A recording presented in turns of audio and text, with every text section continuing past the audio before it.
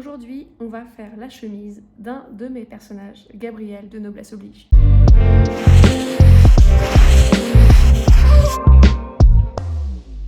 Je suis super malade, mais je vais essayer d'avancer un peu sur ce projet. J'ai beaucoup de mal avec mes jambes. Je sais pas comment expliquer, mais j'ai besoin de les bouger tout le temps. J'arrive pas à m'asseoir.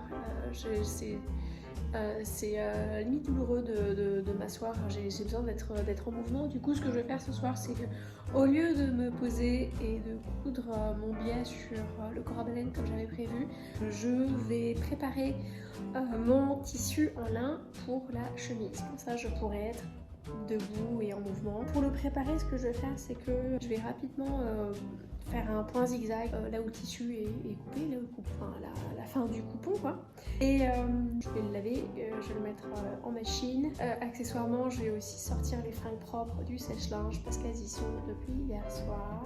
Ça devrait être plutôt rapide la chemise, surtout en comparaison du corset avec les 50 000 canaux de baleine. Et puis aussi, j'ai pas pris la méthode la plus simple et rapide pour le faire. Bon, moi j'aurais testé des trucs. Avec un peu de chance, d'ici la fin de la semaine, on aura une chemise, on aura un corset et on aura des paniers. Allez, c'est parti. L'intérêt du point zigzag, c'est bien sûr d'empêcher le tissu de frayer en machine. Je viens de regarder la vidéo de Maria Patier. Je sais jamais comment prononcer son prénom. Mais bref, pour comment faire un patron de chemise, je crois que je commence à saisir le concept. Du coup, je vais passer aux mesures et puis on va essayer d'appliquer ça sur le tissu. C'est parti, j'ai mon mètre de banc. Je vais mettre le truc par-dessus, comme ça, et voir à peu près quel point j'aimerais bien avoir une chemise qui soit coupoirée, juste au-dessous du genou. 100 cm. J'ai mesuré la distance entre mes deux épaules, puis la couture de l'épaule. Enfin, mon tour de bras en vérifiant que mes gros biceps de surfeuse me permettraient de l'enfiler. La longueur de la manche, et puis la profondeur du décolleté. Voilà ce que j'obtiens. Donc ici on avait dit en longueur, donc 100 cm, donc 100 cm. J'ai mis ma largeur d'épaule en haut parce que j'ai envie que ce soit plutôt près du corps en haut. Et en bas, je vais appliquer, pour la largeur du bas, je vais appliquer la formule de Maria Patier pour que ce soit pas trop fluffy. Donc j'ai multiplié 39 par 1,5, ce qui devrait faire aux alentours des 60 cm. Ensuite, je vais utiliser ce même patron en mettant 23 devant pour la profondeur du décolleté. Ici, il faudra juste que je fasse que je trace. Hop, un truc comme ça. 23 devant, 15 cm derrière pour la profondeur du décolleté. Et puis j'ai mes manches qui sont des simples carrés 36, donc comme on avait dit 36 par 16. Et mon gousset que j'ai décidé de faire de 10 cm par 10 cm avec ma largeur d'épaule. Là, donc forcément ici. Hop, voilà. Premier défi chemise, dégager les chats qui se sont mis sur ma table de couture. J'ai tout tracé sur un joli lin que je suis allée chercher au marché au tissu ici.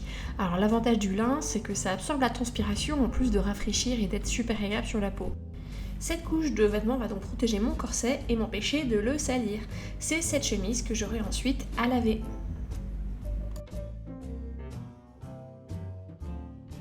Après avoir tout tracé, on passe à la découpe.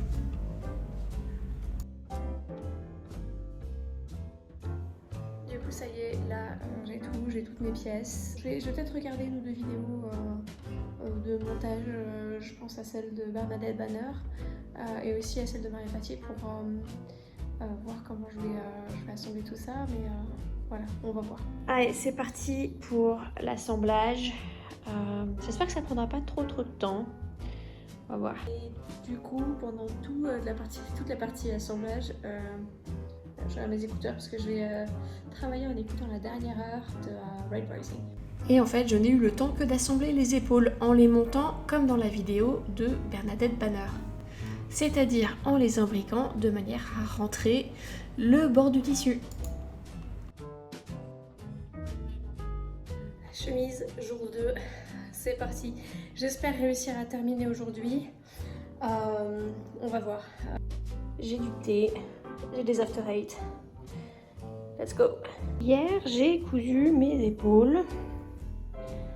Donc ça donne à peu près ça. On va...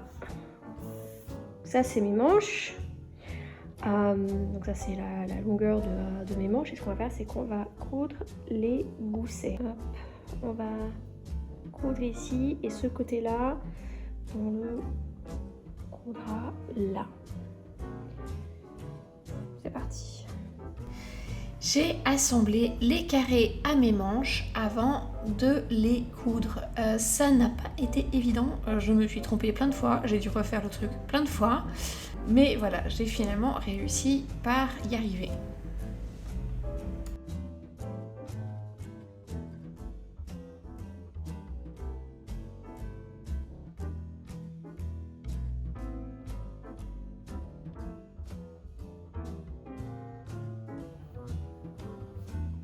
Et voilà.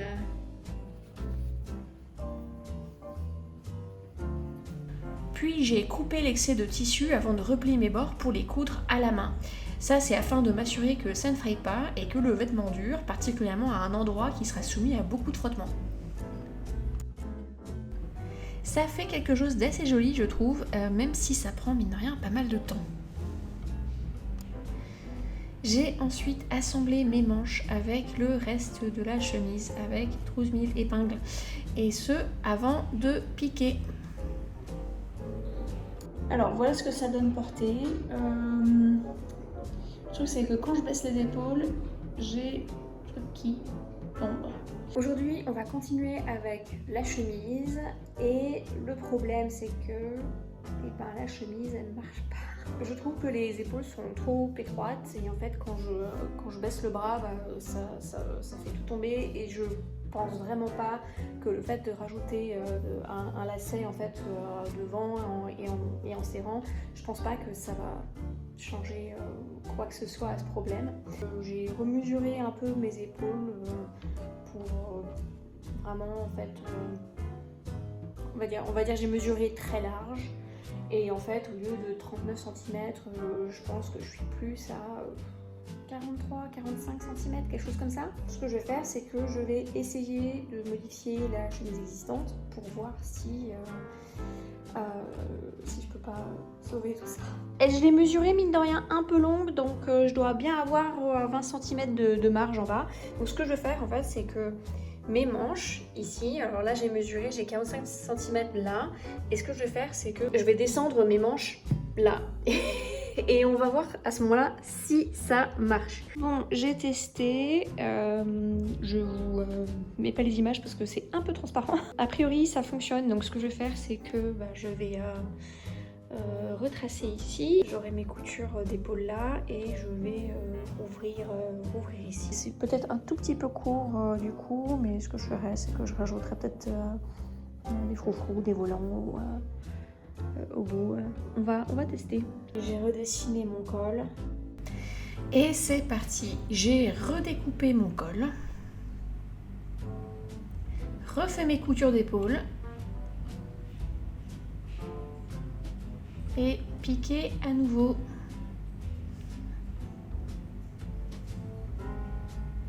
Lui, il kiffe quand je balance mes fringues sur lui. Quand je vais faire un essayage. Ah, Arthur, ouais.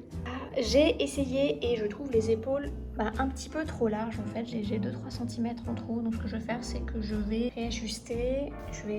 J'ai retracé un trait moche. Je vais enlever mes manches et je vais retracer un trait ici avec les bonnes mesures. Voilà ce que ça donne. J'aurais dû repasser le tissu, mais bon, flemme. Eh bien, devinez quoi, ça marche. Et en fait, il reste plus qu'à faire les finitions, à faire finir le décolleté, les coudre les manches, retrousser les manches. Et puis c'est un peu plus court que ce que je voulais. Je rajouterais peut-être des volants en bas ou quelque chose, mais ou peut-être des insertions de dentelle avec. Bref, on verra, mais voilà. Et on a fait les finitions devant Big Bang Theory.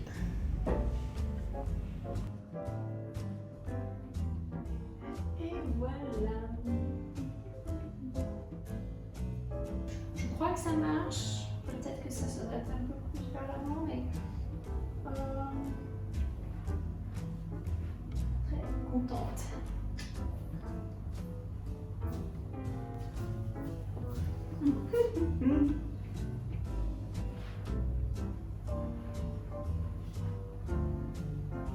Et voilà, n'hésitez pas à liker, à vous abonner, à cliquer sur la cloche. Bien sûr aussi à me dire ce que vous en avez pensé en commentaire.